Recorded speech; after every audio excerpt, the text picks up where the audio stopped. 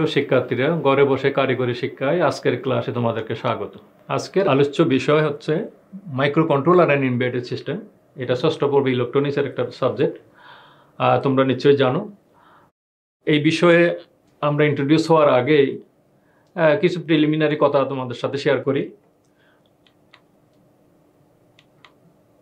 তোমরা নিশ্চয়ই এই ছবিটা চিনো, এবং এটা হচ্ছে একটি ডেস্কটপ কম্পিউটার। কম্পিউটারের কয়টা অংশ নিয়ে গঠিত নিশ্চয়ই তোমরা জানো, আমি তারপরও বলছি। ইনপুট, যেমন এখানে কিবোর্ড আছে, মাউস ইনপুট হিসাবে কাজ করে। আউটপুট ডিভাইস, মনিটর, এখানে স্পিকার একটা আউটপুট ডিভাইস, আর আছে সিস্টেম ইউনিট। ইনপুট অর্থাৎ কিবোর্ড এবং মাউসের মধ্য দিয়ে আমরা কম্পিউটারকে তথ্য বা ইনস্ট্রাকশন দিয়ে থাকি।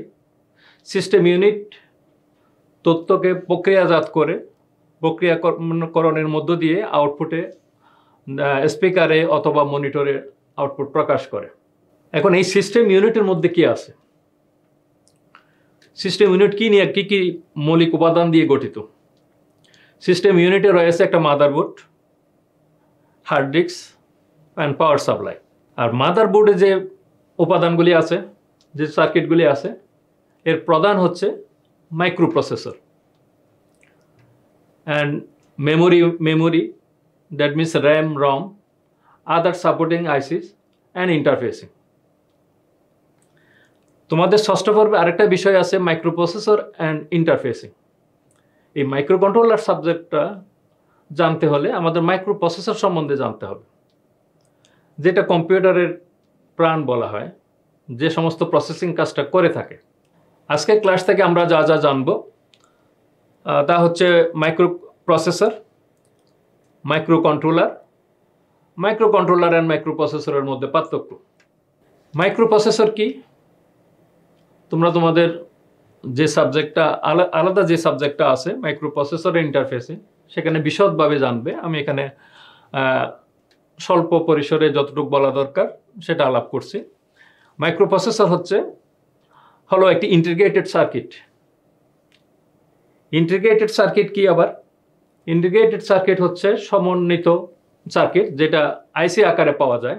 এই মাইক্রোপ্রসেসরের মধ্যে মেইন যে অংশগুলি থাকে, একটা হচ্ছে arithmetic logic unit, timing control unit and register array. মাইক্রোপ্রসেসরে আমরা কম্পিউটারে যেমন কিবোর্ড এবং মাউসের মধ্য দিয়ে ইনপুট প্রদান করি, মাইক্রোপ্রসেসরে ইনপুট দেওয়ার ব্যবস্থা আছে। আমরা কিবোর্ডের মধ্য দিয়ে ইনপুট দিতে পারি। এই ইনপুট এবং মেমোরি হতে প্রোগ্রামার কর্তৃক প্রদত্ত তথ্য এবং নির্দেশনার উপর ভিত্তি করে কোনো সমস্যার সমাধান করে এবং ফলাফল আউটপুটে প্রদান করে। আমরা একটু কম্পিউটারের দিকে যাই। তোমাদের অনেকেরই কম্পিউটার আছে। কম্পিউটারে তোমরা সি প্রোগ্রামিং বা অন্য কোনো প্রোগ্রামিং করেছো। বাজার থেকে যখন আমরা একটা কম্পিউটার কিনি, ক্রয় করি, এতে নর্মালি কি থাকে? আমরা কি এটাকে অপারেট করতে পারি সাথে সাথে? এই কম্পিউটারকে অপারেট করতে হলে তাকে অপারেটিং সিস্টেম, যেমন আমরা উইন্ডোজ ইনস্টল করি। এরপরে আমি কি ইনস্টল করব?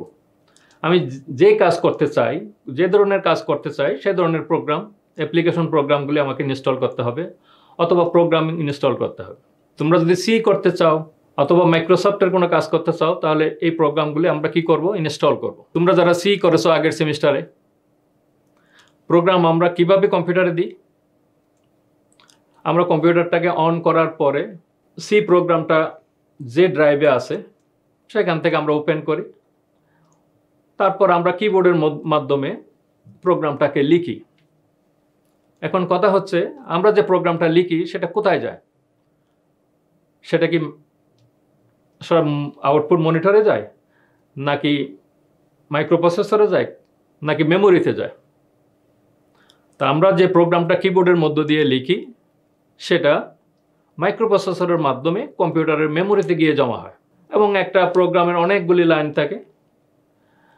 যাই থাকুক না কোনো, প্রোগ্রামটা লেখার পরে আমরা প্রোগ্রামটাকে এক্সিকিউট করি।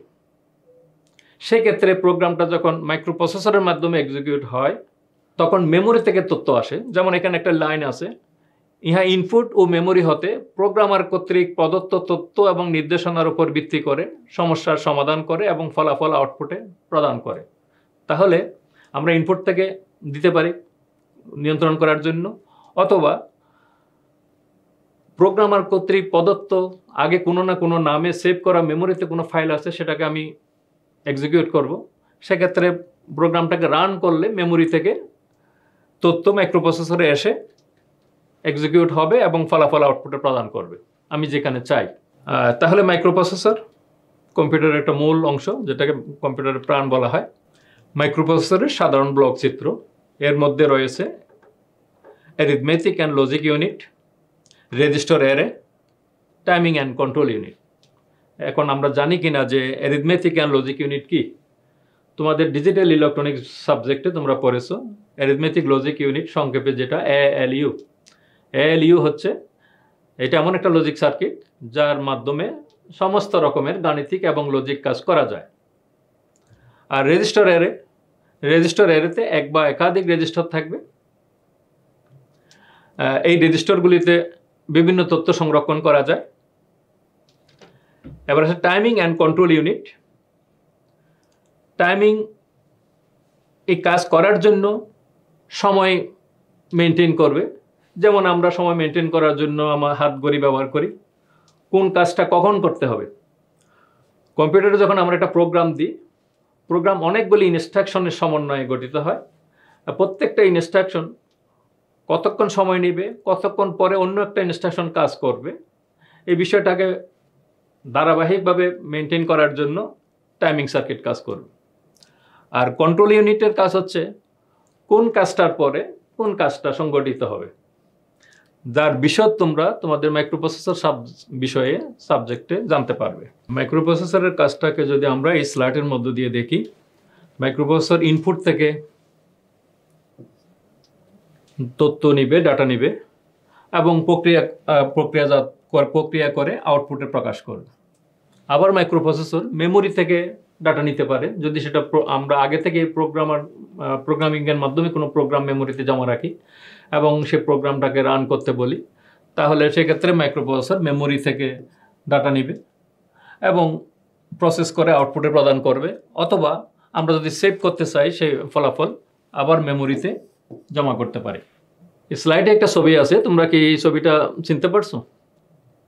ছবিটা হচ্ছে একটি খেলনা কার বা গাড়ি। এটা এই লাইনের মধ্য দিয়ে, কালো লাইনের মধ্য দিয়ে চলে। এটাকে কি বলে? এটাকে বলা হয় ওই যে লাইন ট্র্যাকিং কার অথবা লাইন ট্র্যাকিং রোবট। এই লাইন ট্র্যাকিং রোবট যার মাধ্যমে কাজ করে সেটা হচ্ছে মাইক্রো কন্ট্রোলার। তাহলে এখানে মেইন হচ্ছে মাইক্রো কন্ট্রোলার এবং আমাদের সাবজেক্টও হচ্ছে micro controller and embedded system. আগে আমরা মাইক্রো কন্ট্রোলার সম্পর্কে জানি। মাইক্রো কন্ট্রোলার কি? মাইক্রোপ্রসেসরের মতো এটাও একটা ইন্টিগ্রেটেড সার্কিট বা এটা একটা আইসি। মাইক্রো কন্ট্রোলার হতো এমন একটা ইন্টিগ্রেটেড সার্কিট যার মধ্যে processor, RAM, ROM, input output port, timer যুক্ত থাকবে। তাহলে আমরা আগে মাইক্রোপ্রসেসরের মধ্যে র্যাম, রম, ইনপুট আউটপুটকে আলাদা দেখেছি। এখানে র্যাম, রম, টাইমার সবটাই একটা সার্কিটের মধ্যে সংযুক্ত, একটা সার্কিটের মধ্যে বিল্ড ইন করা। এই সার্কিট বা এই ইন্টিগ্রেটেড সার্কিটটাকে বলা হয় মাইক্রো কন্ট্রোলার। মাইক্রোপ্রসেসর আমরা দেখেছি শুধুমাত্র মাইক্রোপ্রসেসর, তার সাথে ইনপুট আউটপুট এবং মেমোরি আলাদাভাবে যুক্ত। আর মাইক্রো কন্ট্রোলার এসে আমরা যেটা দেখলাম সেটা হচ্ছে মাইক্রো কন্ট্রোলার। এটা এমন একটা ইন্টিগ্রেটেড সার্কিট, এমন একটা আইসি যার মধ্যে প্রসেসরও আছে, সাথে RAM, ROM, input output port, timer একসাথে যুক্ত। এই processor, RAM, ROM, input output port, timer একসাথে যুক্ত করে যে সার্কিট, এটার আরেকটা নাম হচ্ছে এমবেডেড কন্ট্রোলার। এমবেডেড শব্দের অর্থ হচ্ছে সন্নিবেশিতভাবে, অর্থাৎ অনেকগুলি সার্কিট একসাথে যুক্ত হয়ে কাজ করবে, এজন্য এটাকে বলা হয় এমবেডেড কন্ট্রোলার। মাইক্রো কন্ট্রোলার কোনো প্রসেস বা ডিভাইসকে নিয়ন্ত্রণকারী একটা ছোট কম্পিউটার। প্রসেস বা ডিভাইস আমরা একটু আগে দেখেছি লাইন ট্র্যাকিং কার, এটা একটা ডিভাইস। আর আমরা এখানে কম্পিউটারকে যুক্ত করতে পারি না। কম্পিউটারটা এটা জেনারেল পারপাস, যে কোনো কাজে এটা ব্যবহার করা যাবে। কম্পিউটারের তথ্য ধারণ ক্ষমতাও অনেক এবং এটা যে কোনো পারপাসে আমরা এটাকে কম্পিউটারকে ব্যবহার করতে পারবো। আর আমরা যদি এমন একটা ডিভাইস তৈরি করতে পারি যেটা মুভেবল হবে অথবা একটা নির্দিষ্ট জায়গায় থেকে সেটা নির্দিষ্ট পারপাস সার্ভ করবে, সেক্ষেত্রে আমাদের একটা কম্পিউটার ব্যবহার না করলেও চলে। কম্পিউটার ব্যবহার করতে গেলে সেখানে অনেক কষ্ট পড়ে যাবে। আমরা যদি একটা আইসির মধ্যে processor, input output device, memory একটা আইসির মধ্যে নিয়ে আসতে পারি এবং একটা সুনির্দিষ্ট কাজকে পারফর্ম করতে পারি, তখন সেই ক্ষেত্রে আমরা যেটা ব্যবহার করব, যেই আইসিটাকে চয়েস করব, যাকে চয়েস করব সে হচ্ছে মাইক্রো কন্ট্রোলার। এই জন্য বলা হচ্ছে মাইক্রো কন্ট্রোলার কোনো প্রসেস বা ডিভাইসকে নিয়ন্ত্রণকারী একটা ছোট কম্পিউটার। মাইক্রো কন্ট্রোলারকে একটা নির্দিষ্ট কাজের জন্য ব্যবহার করা হয়, যেই ক্ষেত্রে কম্পিউটারকে আমরা যে কোনো জেনারেল কাজ, যে কোনো কাজের জন্য ব্যবহার করা যায়। যেমন আগের স্লাইডে তোমরা দেখেছো যে লাইন ট্র্যাকিং কার বা লাইন ট্র্যাকিং রোবট, এটা খেলনা গাড়ি, ওই নির্দিষ্ট কাজের জন্য তাকে তৈরি করা। ঠিক একইভাবে আমরা হাউসহোল্ড অনেক ডিভাইস ব্যবহার করে থাকি, যেমন ওয়াশিং মেশিন, এসি, যেগুলির মধ্যে রয়েছে মাইক্রো কন্ট্রোলার।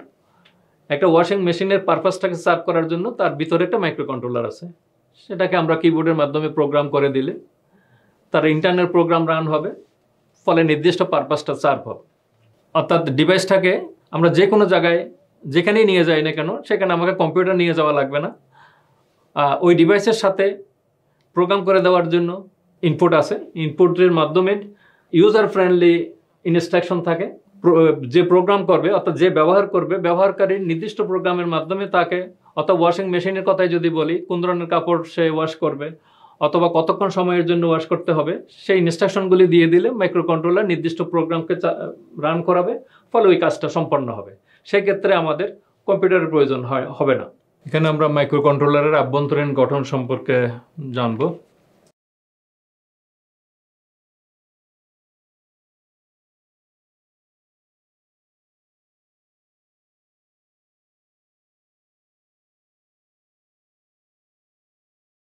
মাইক্রো কন্ট্রোলারের অভ্যন্তরে কি কি সার্কিট আছে? প্রথমত হচ্ছে সিপিইউ অর্থাৎ সেন্ট্রাল প্রসেসিং ইউনিট, যেটা আমরা বলেছি মাইক্রো প্রসেসর, যেটাকে আমরা সংক্ষেপে লিখি মাইক্রো প্রসেসর। মাইক্রো প্রসেসরের সাথে মেমোরি আছে।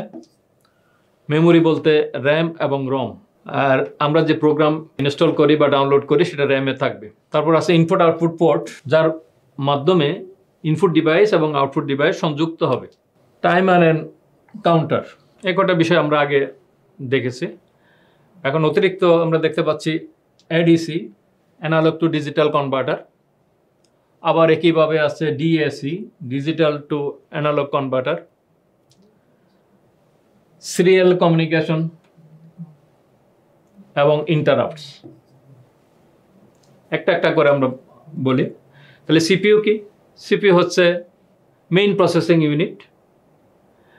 সমস্ত ইনস্ট্রাকশন বা নির্দেশনা এই সিপিইউর মাধ্যমে প্রসেস হবে বা প্রক্রিয়া হবে। যেই নির্দেশনা আমরা মূলত দেব ইনপুটের মাধ্যমে অথবা আসবে মেমোরি থেকে। ইনপুট থেকে আমরা যে তথ্য দেব সেটা অ্যানালগ ফরম্যাটে যদি হয়, মাইক্রোপ্রসেসর বা মাইক্রো কন্ট্রোলার বা মাইক্রোপ্রসেসর, এটা হচ্ছে ডিজিটাল ডিভাইস, ডিজিটাল সিগন্যালে কাজ করে। আমরা কিবোর্ডের মাধ্যমে যে সিগন্যাল দিই অথবা যে এ বি সি ডি 0 1 2 3 যে যাই ইনপুট আমরা প্রদান করি না কেন, এটা হচ্ছে অ্যানালগ। অথবা প্রাকৃতিক যে ভৌত রাসায়নিক যে পরিবর্তন, এর থেকে যে সিগন্যাল তৈরি হয় সেটা হচ্ছে অ্যানালগ। এই অ্যানালগ সিগন্যালকে কম্পিউটারের বা প্রসেসরের বোধগম্য করতে হলে অথবা এটাকে কি করতে হয়, অ্যানালগ সিগন্যালটাকে ডিজিটালে রূপান্তর করতে হয় এবং প্রসেসর এটা ডিজিটালি প্রসেস করবে। এবং ফলাফলকে যদি আমরা আউটার ওয়ার্ল্ডে কোথাও প্রকাশ করতে চাই আমাদের বোধগম্য ভাষায়, সেখানে প্রয়োজন হচ্ছে ডিজিটাল টু অ্যানালগ কনভার্টার। অর্থাৎ প্রসেসকৃত ডাটা থাকবে ডিজিটাল ফরম্যাটে, সেটাকে দিয়ে যদি আমরা আউটপুটে প্রকাশ করতে চাই যেটা আমাদের বোধগম্য ভাষায় হবে, সেটা রূপান্তর করতে হবে ডিজিটাল থেকে অ্যানালগ। এছাড়া এখানে একটা পোর্ট আছে সিরিয়াল কমিউনিকেশনের জন্য, আর রয়েছে ইন্টারাপ্টস। ইন্টারাপ্টস কি? ইন্টারাপ্ট শব্দের অর্থ হচ্ছে বাধা দেওয়া। এখানে কিছু ইন্টারাপ্ট সিগন্যাল আমরা যুক্ত করতে পারি। যেমন কোনো প্রক্রিয়া চলাকালীন সময়ে, এটা সরাসরি বাংলা বলা হয় ইন্টারাপশন, আমরা বলি যে নাক গলানো। একটা প্রক্রিয়ার মধ্যে আরেকটা প্রক্রিয়া, একটা কাজের মধ্যে আরেকটা কাজের নির্দেশ চলে আসাকে বলা হয় ইন্টারাপশন। তাহলে এই ইন্টারাপ্ট এখানে প্রয়োজন কি? এটা মাইক্রোপ্রসেসরে ইন্টারাপ্ট সিগন্যাল আছে, ইন্টারাপ্ট সার্কিট আছে, মাইক্রো কন্ট্রোলারের মধ্যেও ইন্টারাপ্ট সার্কিট আছে। তো এই বাধাদানকারী সিগন্যাল, এটার প্রয়োজনীয়তা কি? যদি এরকম হয় যে কোনো একটা প্রক্রিয়া চলাকালীন সময়ে অন্য কোনো রূপান্তরের কারণ, যদি আমি যদি চাই যে যদি এরকম একটা বিষয় হয় তাহলে আমার কাজটা বন্ধ রাখবো, তাহলে সেখানে আমার ইন্টারাপশন প্রয়োজন। তাহলে ওই প্রক্রিয়া থেকে আমরা একটা সিগন্যাল এই সার্কিটের সাথে যুক্ত করে দেব। এরকম একাধিক ইন্টারাপ্ট সিগন্যাল মাইক্রো কন্ট্রোলারের সাথে তোমরা দেখে থাকবে, মাইক্রো প্রসেসরের ক্ষেত্রেও দেখবা ইন্টারাপ্ট সিগন্যাল যুক্ত করা আছে। এখন আমরা মাইক্রো কন্ট্রোলার এবং মাইক্রো প্রসেসরের পার্থক্য সম্পর্কে জানব। যে কথাগুলো অলরেডি আমরা এর মধ্যে আলাপ করে ফেলেছি, যেমন micro processor, RAM, ROM, input output, timer সংযোগ দিতে হয় মাইক্রো প্রসেসরকে কাজ করাতে হলে। আর মাইক্রো কন্ট্রোলারের মধ্যে RAM, ROM, input output, timer build in অবস্থায় থাকে। প্রসেসরের মেমোরি ক্যাপাসিটি বৃদ্ধি করা যায়।